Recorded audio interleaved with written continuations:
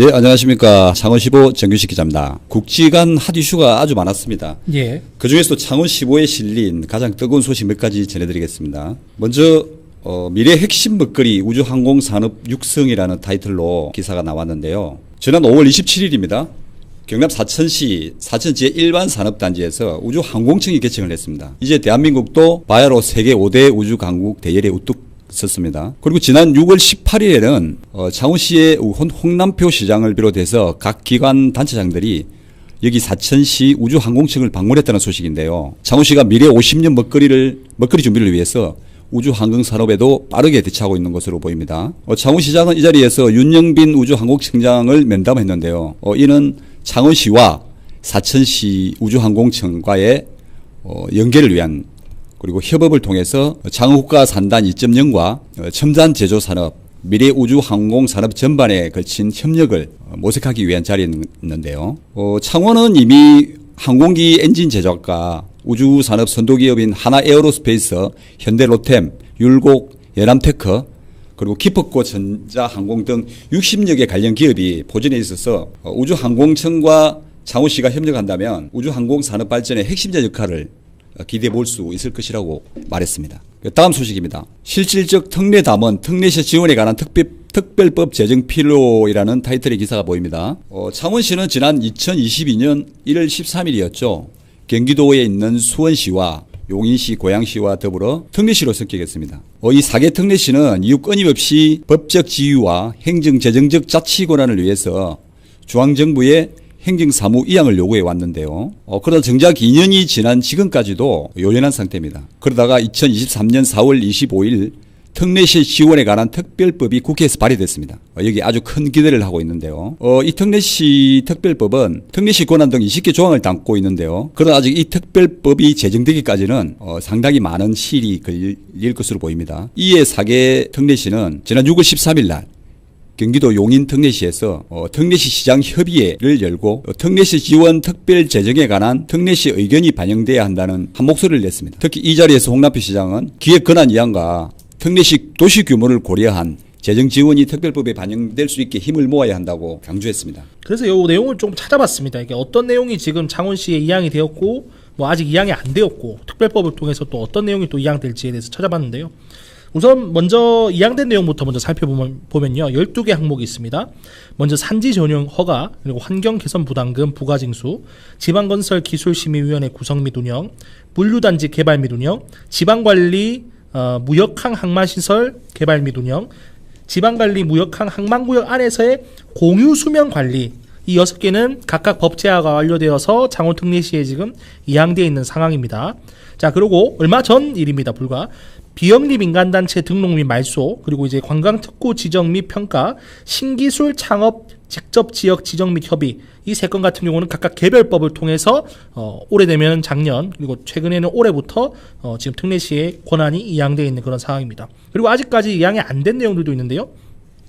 대도시권 광역교통관리, 관광단지 지정, 그리고 지방산업단지 계획 및 심의 등등 12건에 관한 내용은 이제 대통령 직속 자치분권위원회에서 이양을 의결했으나 지금 관련된 법이 아직 제정이 되지 않은 상태입니다. 자, 그래서 지금 현재 중앙부처에서 계류되고 있다는 점 말씀드리고요. 이번에 윤석열 대통령께서 발의하신 특례시 지원 특별법으로 이양될 내용 3개 살펴보도록 하겠습니다. 자, 먼저 공동주택 리모델링 기본계획, 이 창원시에 정말 필요한 법안이죠. 자, 이 법안과 고층 건물 건축 허가, 그리고 수목원과 정원을 조성하는 이 3건에 대해서는 특별법을 통해서 창원시로 권한이 이행될 그런 예정이고요. 앞서 말씀드렸지만 이 공동주택을 리모델링하고 고층 건물을 짓는 것은 지금 창원시의 대부분이 이제 근린구역으로 지금 지정이 돼 있어서 저층 건물이 지금 도시 곳곳에 지금 분포하고 있는 상황이기 때문에 추후에 이제 이러한 그 주택단지를 재개발하기 위해서라도 상당히 이제 중요한 내용이다라는 말씀 좀 드릴 수 있을 것 같고요.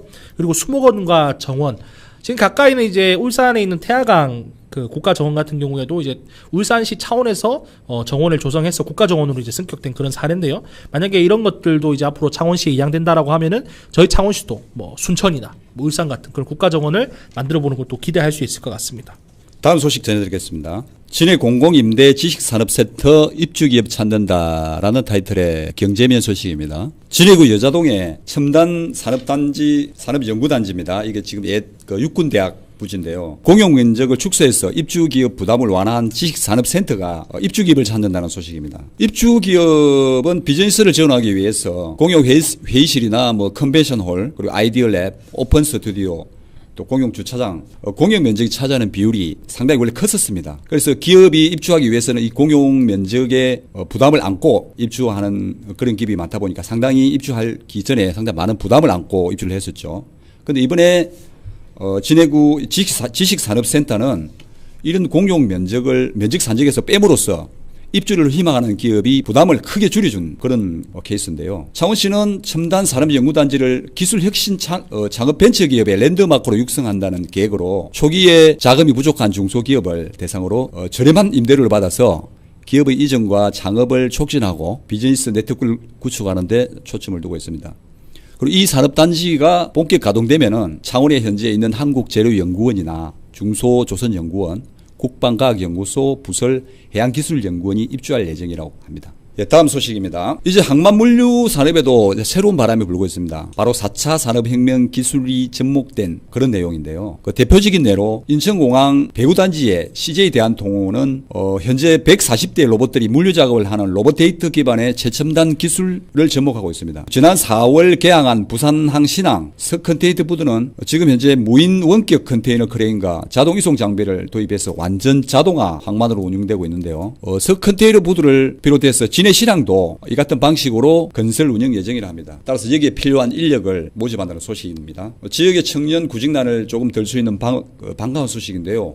그 내용을 한번 들여다보면요. 현재 창원에 거주 중인 만 39세 이하 청년을 대상으로 항만물류 산업 전문 인력 양성 사업 교육생 모집에 대한 내용입니다. 교육 과정은 총 3가지가 있는데요. 컨테이너 크레인 자격증 취득 과정반과 스마트 항만 장비 시뮬레이터 실습 과정반, 그리고 야드 트레일러 면허 취득 과정반으로 이 3가지 과정이 주요 교육 과정입니다. 오는 7월 9일까지 모집을 하고 최종 면접을 거쳐서 선발이 되면은 한국항만연수원에서 약 한 달 보름간의 합숙 교육을 거쳐서 항만 운영사나 물류기업 등의 기능 인력으로 취업이 가능하다고 하며 교육비는 전액 무료로 지원된다고 합니다. 우리 박준영 연구원도 주변 지인들에게 이런 반가운 소식 공유해서 좋은 기회가 할 수 있게 되면 참 좋을 것 같습니다. 주변에 이제 뭐 진로 고민하는 청년들이 많이 있는 상황인데요. 하여튼 좀 반가운 소식이 아닐 수 없습니다. 일단은 요 관련해서 모집을 하는 항목 중에 많은 분들이 좀 생소할 만한 그런 내용이 있어서 자체적으로 좀 조사를 해봤어요. 그 컨테이너 크레인 운전자 요 관련해가지고 이제 양성 과정을 통해서 양성하는데요. 컨테이너 크레인 운전자는 항만에서 이제 컨테이너를 선박과 야드 트레일러 사이에 적하하는 그런 업무를 맡는다고 보시면 될 것 같습니다. 뭐 크레인 종류가 많아요. 뭐 트랜스포트 크레인, 뭐 암벽 크레인 이런 것들도 있는데요. 뭐 전반적으로 이제 사실 컨테이너 크레인이라고 하는 게 비슷비슷하기 때문에 뭐 전반적인 내용을 다 배운다라고 이해를 하시면 될 것 같고요. 어쨌든 이 크레인을 활용한 이 크레인 운전자 같은 경우에는 현장 감독이나 신호수와 호흡을 맞춰서 컨테이너 화물을 적하하고 작업 전, 중, 그리고 작업이 끝나고 나서도 장비의 점검과 유지 보수를 하는 그런 일을 하게 될 것 같습니다. 자, 그리고 이제 야드 트레일러라고 하는 것에 좀 생소함을 많이 느끼실 분들이 많을 것 같은데요. 그러니까 야드 트레일러 운전자는 항만 내에서 컨테이너를 운반하는 그런 업무를 맡습니다. 제가 아까 말씀드렸지만은 야드 트레일러와 이 선박 사이에 이 컨테이너를 적하는 업무를 맡는 게 이제 그 크레인 운전자라고 말씀드렸죠. 자, 그렇다고 하면 야드 트레일러는 이 컨테이너를 실어서 그 앞까지 이제 옮겨다주는 운송하는 그런 역할을 하신다라고 보시면 될 것 같고요. 그 야드 트레일러 운전자 같은 경우에는 터미널 내에서만 지금 운행할 수 있도록 야드 트레일러가 지금 제작이 돼 있는 상황이란 말입니다. 그래서 이제 야드 샷이라고 하는 것을 견인해서 운반하는 것이 주요 역할이라고 보시면 될 것 같고요. 이 야드 트레일러 운전자는 신속하게 화물을 운반하는 능력이 가장 중요하다고 하고요. 이 컨테이너를 암벽 크레인 앞에 옮겨주는 역할을 하기 때문에 크레인 운전자와 같이 호흡을 맞춰서 움직인다라고 보시면 될 것 같습니다. 근데 많이들 이제 궁금해하시는 게, 자, 그래서 이제 돈을 얼마 받냐? 그게 많이 중요할 것 같아요. 취준생들 입장에서는. 그래서 뭐 저희가 이제 워크넷도 좀 뒤져보고 이렇게 했는데요. 뭐 항만별, 뭐 터미널별, 회사별로 이렇게 처우가 좀 다르다, 이렇게 원론적인 내용도 좀 써져 있는데, 2019년에 관련해가지고 연봉표가 나와 있어서 좀 말씀드리자면요. 2019년 기준으로는 직업 2개 다 야드 트레일러 운전자와 그리고 크레인 운전자 둘 다 평균적으로 4천만 원대 연봉을 받았다라고 알려져 있습니다. 이게 초임 그 졸업자의 연봉이거든요. 예, 적은 연봉은 아닙니다. 아, 결코 적은 연봉 아닙니다. 예, 그렇습니다. 그렇다라고 하면은 뭐 실수령액이 뭐 200만 원대 후반에서 300만 원대 초반까지도 이렇게 갈 수 있다 이렇게 보여지는데요. 뭐 그래서 이제 충분히 유망한 직업이다라는 그런 말씀 좀 드리고 싶고요. 근데 다만 이제 그런 거는 좀 있을 것 같아요. 이제 근무 시간도 좀 길고 힘든 직업이면은 전 틀림없다라고 생각하는데 예. 또 이제 신한 같은 경우에는 사실 자체적으로 노동자들을 위해서 뭐 근무 환경 개선한다든가 이런 자체적인 계획을 많이 세우고 있기 때문에 예. 도전해 보실 분이 계시다면 꼭 한번 도전해 보셨으면 좋겠습니다. 예, 이번에 이 전문 인력 양성을 통해서 이 창원 지역의 이 젊은 청년들이 취업의 기회를 또 노려볼 수 있는 기회가 됐으면 참 좋을 것 같습니다. 그렇습니다. 다음은 아주 감동적인 소식을 하나 제가 들고 왔습니다. 예, 지금 화면에 보이시는 이게 최초의 한미연합작전 마산 방어 전투를 아시나요? 라고 이렇게 크게 지금 화면을 가득 이렇게 화면을 채우고 있는데요. 네. 지난 6월은 우리 호국 봉헌의 달이었죠. 그렇습니다. 6.25 전쟁 당시 가장 길고 치열했던 전투가 마산 방어 전투라는 그 전투였는데요. 이 전투는 최초의 한미연합작전으로 기록이 되어 있고요. 여기에 우리 배대균 마산 방어 전투 기념 사업 회장의 소식도 같이 한번 소개를 해드리겠습니다. 그 전에 먼저 마산 방어 전투가 조금 생소하기는 할 건데요. 여기에 대해서 간략히 한번 소개를 한번 좀 드리겠습니다. 마산 방어 전투는 1950년 8월에서 9월 두 달간 마산과 함안 일대에서 미 25사단을 비롯해서 한미동맹군과 북한 사이에 벌어진 전투로서 핵심 격전지였었습니다. 서부산이. 예. 고지의 주인이 무려 19번이나 바뀔 정도로 정말 치열했던 전투였는데요. 그 과정에서 미군이 1,000명 그리고 북한이 4,000명이 희생됐었습니다. 그래서 이 마산 방어 전투는 대한민국 최초의 한미연합작전이자 한미동맹의 시발점이라는 역사적 의의를 가지고요. 오랫동안 그늘에 묻혀 있다가 우리 마산 배대균 회장님을 통해서 이런 사실이 점차 조명되기 시작했습니다. 배대균 회장님에 대해서 잠시 좀 설명을 드리겠습니다. 이분도 진해가 고향이십니다. 중학교 때 6.25를 경험하셨고요. 이후 해군 대위 계급을 달고 군의관으로 월남전에 참전한 또 경험이 있습니다. 이분은 6.25 전쟁과 월남전 이 두 차례의 전쟁 참상을 겪고 오랜 기간 자료를 수집해 오셨는데요. 이 마산 방어 전투에 관련된 다수의 책을 발간하셨고 학술 세미나나 전성 기념식 그리고 시민 전적기 답사 등의 행사를 가지면서 이 마산 방어 전투를 세간에 알려오고 있었습니다. 또한 마산 방어 전투 기념 사업회 수건 사업인 전쟁기념과 건립 사업도 지금 추진 중인데요. 내년 착공을 지금 앞두고 있다고 합니다. 배대균 회장님은 창원 15와의 인터뷰를 통해서 창원 시민은 물론 국민 모두가 마산 방어 전투를 기억하고 희생된 전쟁 영웅들을 추모하며 안보 의식을 고취해서 남북 통일을 조속히 이루 나갔으면 한다고 인터뷰에서 밝혔습니다. 배대균 회장님의 마산 방어 전투를 알리기 위해서 쏟아진 헌신에 대한민국 국민의 한 사람으로서 깊은 감사를 드리며 지금 추진 중인 전쟁기념관 건립이 하루빨리 결실을 맺기를 바라봅니다. 아시잖아요. 또 군인 인권, 병사 인권이 맞습니다. 땅에 떨어진 예. 시대라는 지적이 많은데 뭐 이런 기념 사업들이 곳곳에 잘 설치가 돼 있어야 이 뭐 전쟁이라든가 이렇게 군인 인권이라든가 이런 것들에 관심 없는 분들이 뭐 스스로를 좀 조명해 볼 수 있는 그런 기회를 좀 가진다고 또 생각합니다. 네, 그렇습니다. 우리 모두가 이게 안보 의식에 좀 지금 상당히 안보 위기가 많이 고조되어 있는 상황에서 우리 안보 의식을 고취시키는데 한 몫을 할 것 같습니다. 이제 마지막 소식입니다. 이 소식은 제가 창원 15 시민기자로서 직접 현장을 취재한 소식인데요. 이야, 멋있습니다. 예. 사내 장학재단 인재 양성 훈훈 이렇게 있습니다. 이 사진을 보시면은 지금 학생이 좀 장학금을 수여받는 그런 장면이 있는데요. 진해구에서 경제적으로 어려운 청소년에게 장학금을 전달하는 사업을 하고 있는 민간장학재단 소식인데요. 이 민간장학재단은 1992년 설립해서 지난 1월 달까지 1,316명에게 9억 2천만 원의 장학금과 정서를 전달했습니다.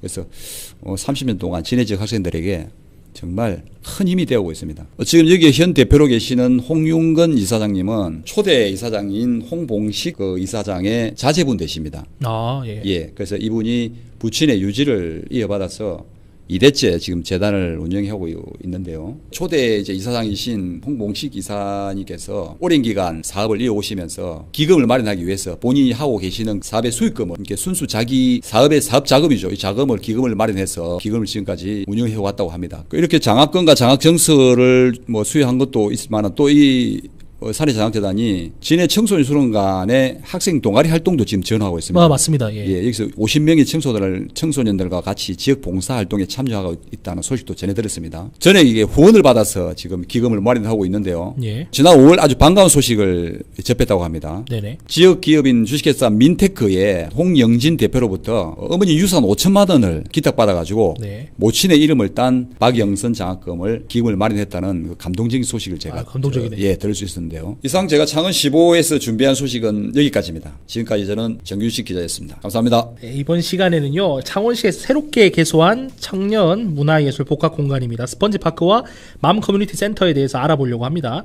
예, 창원시는 청년들의 문화적 삶과 창의적 활동을 지원하기 위해서 이 두 공간을 조성했다 이렇게 밝혔는데요. 어떤 공간인지 또 어떤 프로그램이 있는지 한번 살펴보도록 하겠습니다. 자, 먼저 스펀지파크는 성산구 용호동 가로수길에 위치하게 될 청년 예술인 입주 공간입니다. 여기는 교육동 그리고 다목적 홀과 같이 다양한 부대 시설로 구성되어 있는 복합 문화 공간인데요.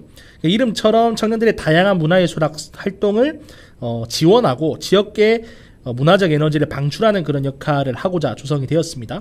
또 이제 식당과 카페가 모여있는 가로수길의 특성을 잘 살려서요, 청년들이 먹거리와 볼거리 그리고 즐길 거리를 함께 누릴 수 있도록 조성된 공간입니다. 스펀지파크에서는 청년 예술인들이 창작 활동을 할 수 있는 공간을 제공하고 다양한 문화 체험 그리고 이제 프로그램을 운영한다 이렇게 밝혔는데요.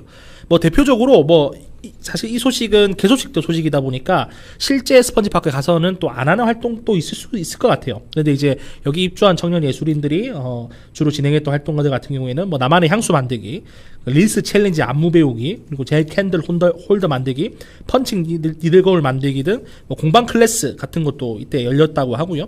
가로수길 시네마, 인디언 텐트, 버스킹 페스티벌, 아트 프리마켓 등 다양한 이제 문화 행사도 함께 진행되었다고 합니다. 자, 이러한 활동은 모두 이제 창원 청년 센터의 인스타그램을 통해서 신청할 수 있다 이렇게 되어 있고요. 자, 그 다음에 개소된 곳은 맘 커뮤니티 센터입니다. 성산구 상남동에 개소한 공간이고요. 청년 부부와 자녀들을 위한 복합 커뮤니티 공간으로 알려져 있습니다. 자, 이름 그대로 청년 부부들의 마음을 담은 공간이 되고자 하는 것이 맘 커뮤니티 센터라고 하는 이름의 의의라고 하고요. 청년 부부들이 자녀와 함께 즐길 수 있는 놀이방, 독서실, 스터디룸, 다목적 홀, 카페 등의 시설을 다 갖추고 있다고 합니다. 또 그 밖에요, 맘 커뮤니티 센터에서는 청년 부부들의 삶의 질을 높이고 자녀 교육에 도움을 주는 다양한 프로그램을 운영하고 있다고 하는데요. 예를 들어서 부부 커뮤니케이션, 자녀 성장 발달 상담, 가족 금융 관리, 그리고 가족 여행 계획 등 다양한 강연과 워크숍이 열린다라고 합니다. 그 밖에도 요가라든가 아이 요리라든가 가족 미술 등 다양한 문화예술 활동도 함께 열린다라고 알려져 있고요. 이렇게 이제 창원시에서는 청년들의 다양한 문화적 니즈에 맞춰서 이 두 공간을 개소했는데요. 부디 많이 찾아주시고 또 많은 이용하셔서 공간이 빛을 발하지 않도록 도와주셨으면 하는 그런 바람이 좀 있습니다. 자, 세계 3대 반도 네오니스트 그리고 지안니 그리고 이제 피아니스트 파스칼레의 내한 공연에 대해서 말씀드리도록 하겠습니다. 자, 이분들은 탱고 음악의 거장입니다. 아스트로 피아졸라의 작품을 비롯해서 다양한 장르의 음악을 반도네온과 피아노로 풀어내는 이탈리아의 듀오인데요. 이 반도네온이라고 하는 악기는 사진에 보시면 아시겠지만 약간 아코디언처럼 생긴 그런 악기라고 보시면 될 것 같습니다. 다만 이제 아코디언과 비슷하긴 하지만 양쪽에 있는 버튼을 눌러서 소리를 낸다는 점이 아코디언과 좀 차별화되는 지점이기도 하고요. 독일에서 처음에 개발되었으나 아르헨티나의 민속음악인 탱고와 만나게 되면서 그 특유의 애절하면서 정열적인 음색으로 탱고 음악을 대표하는 그런 악기가 되었다 이렇게 알려져 있습니다. 이분들은 이제 듀오로 움직인다고 제가 아까 말씀드렸잖아요. 지아니 이오리오 반도네오니스트에 대해서 좀 소개해드리자면요, 이분은 피아노를 전공했지만 반도네온에 매료되어서 반도네온을 연주하기 시작한 반도네오니스트고요. 남미 음악에도 관심이 많아서 아르헨티나의 탱고 혁명가라고 불리는 분입니다. 아스트로 피아졸리의 음악뿐만 아니라 다양한 장르의 음악을 반도네온으로 표현하고 있는 일을 하고 있고요. 세계에서 가장 위대한 반도네오니스트 3인에 선정될 정도로 인정을 받고 있습니다. 모 대학의 반도네온 교수로도 현재 재직하고 있을 정도로 실력이 뛰어난 분이다. 자, 함께 내한하게 된 파스칼레 스테파노라고 하는 피아니스트에 대해서 소개해드리도록 하겠습니다. 이분은 이탈리아의 피아니스트 작곡가이자 편곡가신데요. 지안니 이오리아와 함께 이탈리안 듀오로 활동을 하고 계시고요. 여러 장르의 뮤지션과 콜라보레이션으로 전 세계 무대를 누빈 분이기도 합니다. 자, 이분 같은 경우에도 현재 재즈 피아노 교수로 본국에서 재학하고 계신 분이고요. 그리고 그 밖에 지안니 이오리오와 듀오를 만들어서 음반을 많이 발표하고 있는데요. 스파크스라고 하는 앨범이 있다고 합니다. 근데 이 앨범 같은 경우는 재즈 트리오의 여러 변주를 준 앨범으로 현재도 고전으로 꼽히고 있다 이렇게 알려져 있습니다. 자, 이분들이 2024년 7월 11일 목요일 저녁 7시 30분에 진해문화센터 공연장에서 내한 공연을 진행한다고 합니다. 해당 공연은 만 7세 이상이면 누구나 관람할 수 있고요. 관람료는 전석 3만 원이라고 합니다. 자, 이번 공연은 앞서 말씀드렸던 것처럼 탱고 음악의 거장인 아스트로 피아졸라의 작품을 반도네오라고 하는 그 반도네온이라고 하는 그 악기와 피아노로 함께 풀어내는 공연이라고 말씀드릴 수 있을 것 같고요.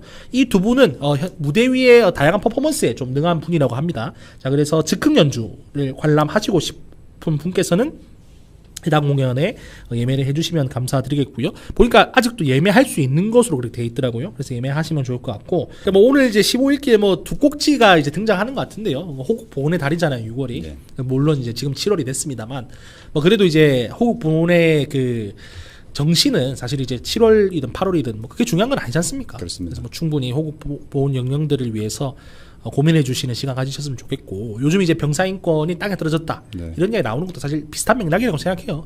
이 호국 영령들에 대한 제도로 된 교육이 안 되어 있고, 그리고 평소에 이제 군인들한테 감사하는 마음이 없다 보니까 기본적으로 이제 병사들에 대해서 고마운 마음을 안 가지시는 것 같은데요.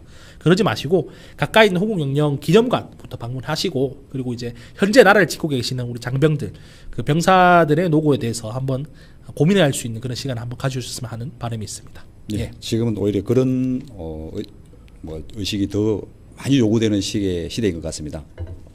맞습니다. 예, 오늘 15일기 시간은 여기서 마무리하도록 하겠고요. 다음 창원 15일기는 7월 10일 이후에 7월 중반에 찾아뵙도록 하겠습니다. 방송 시청해 주신 분들 감사합니다.